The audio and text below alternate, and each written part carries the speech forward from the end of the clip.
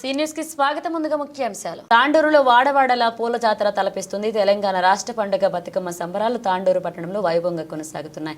తిరొక్క పూలతో బతుకమ్మలను పేర్చి ఆటపాటలతో మహిళలు అలరించారు. బతుకమ్మ ఉత్సవాల్లో భాగంగా తాండూరు పట్టణంలోని పలు వార్డుల్లో మహిళలు రకరకాల పూలతో బతుకమ్మలను తయారు చేసి ఆటపాటలతో బతుకమ్మ సంబరాలు జరుపుకున్నారు.